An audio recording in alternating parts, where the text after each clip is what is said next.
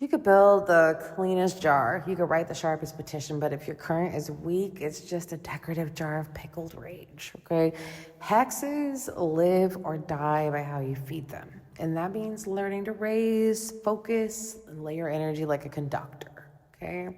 And when I say amplification, I'm talking about how you raise the intensity of the current. Layering is about how you stack that current, okay? The ingredients, timing, intent, okay, so that it builds on itself instead of dispersing. The key is precision, okay, not chaos. Anyone can throw 10 herbs into a jar, but knowing why you're adding each one and how they interact is what makes your work unstoppable. It's what makes it stronger, okay? So let's start with amplification through emotion. Emotion is fuel, right? The fastest way to supercharge a hex is to connect it to a real, raw emotion. But that doesn't mean that you have to spiral into rage, okay? The point is controlled burn. If your energy is angry, you can use that anger like fire in a forge, okay? Sharp, focused, directed. But don't lose control, right? If you start shaking, if you start crying, you've lost your grip. And the spell is now feeding off of you instead of your intention. Does that make sense? When I hex, I channel emotion through command, not collapse, right? The words, the tone, even your posture, it all becomes part of your focus. The next level is amplification through timing. Planetary, lunar cycles, all of that is not mandatory, but they are power sources if you know how to use them, okay? Like waning moons, they're ideal for baneful work. The energy of decay, removal, unraveling, okay, that kind of thing. Tuesday is ruled by Mars, the planet of war and aggression. Saturday holds the energy of endings and karmic closure. If you combine them intentionally, if you're working a justice hex, Saturday night under a waning moon is gonna be chef's kiss. You're not just throwing a curse, you're plugging into a cosmic current already moving in the same direction, okay? Now, also, let's talk about some ingredients because that's where a lot of witches kind of confuse aesthetic with function, okay? So every material that you use should have a reason to be there, okay? Chili for pain, vinegar for decay, iron for domination, rusted nails to corrode their influence, right? Whenever you layer these, you're not just tossing random ass items together, you're building a chain reaction. For example, chili and iron together create a burn and a binding combination, okay? One to inflame, one to trap. If you pair that with vinegar and you're adding erosion over time, it's chemistry meets sorcery. But the most overlooked amplifier is words, spoken, written, or both, okay? They're the vibration that directs the current. Your words are the command code of the spell. So if your petition says, make them pay, that's very vague. The current doesn't understand poetry. It understands instructions. So you want to say something like, may every deceit that they send return and dismantle their power. Okay, that's clarity. That's precision. That's energy with GPS coordinates. And also, we need to talk about layering here too, because, okay, so think of it like a playlist. Think of layering like a playlist. Every layer should build mood and momentum. Your first layer is the foundation, the hex itself. That's your jar, your poppet, your petition, okay? Your second layer is reinforcement. That might be energy work, sigils, timed chanting to keep it active.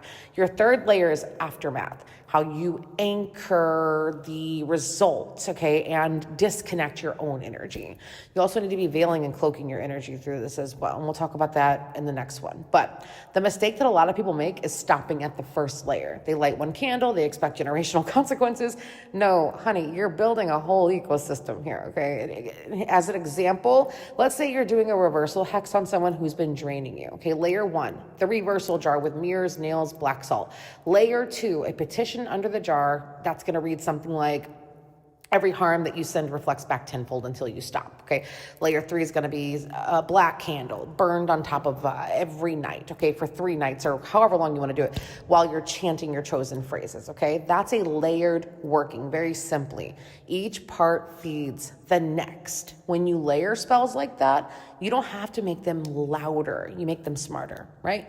Quiet power is the mark of experience. Loud spells are the mark of insecurity, okay?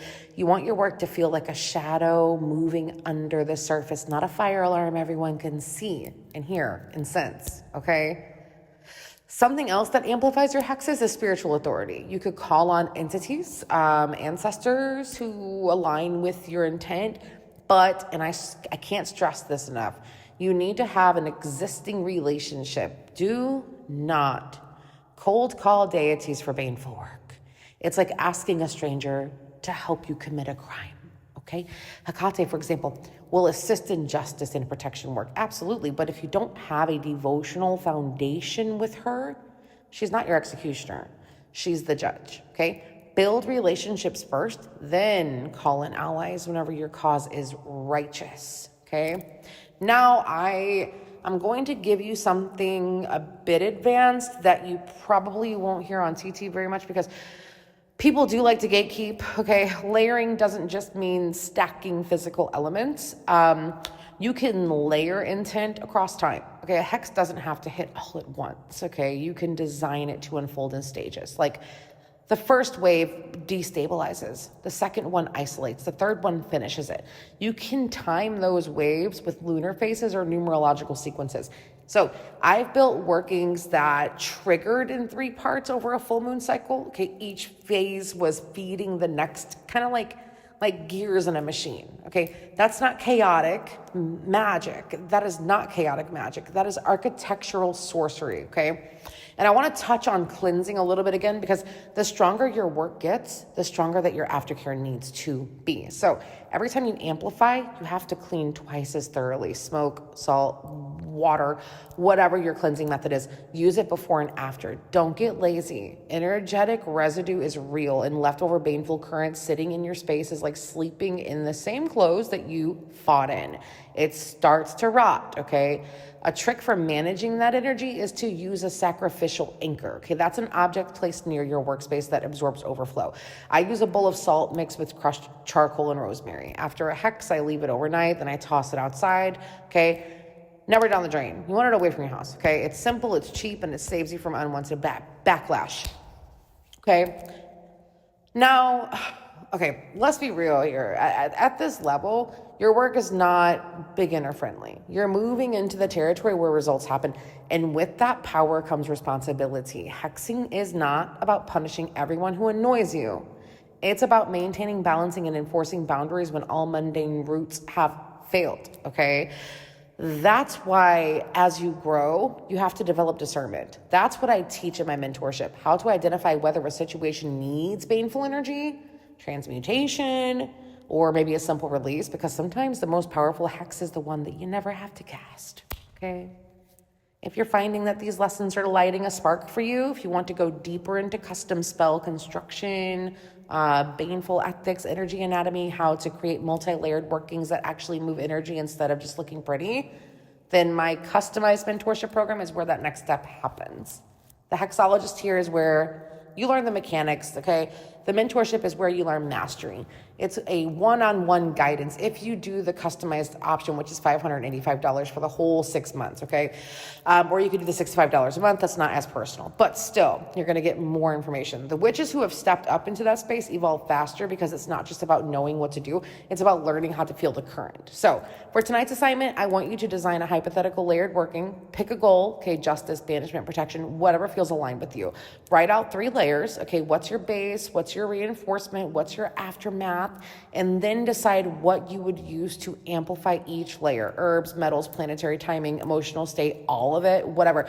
You don't have to perform it, but I want you to see how it would work if you did, okay? This teaches you structure, timing, and control, which are the 3 keys to potent magic. And remember, real power doesn't brag. It doesn't need to.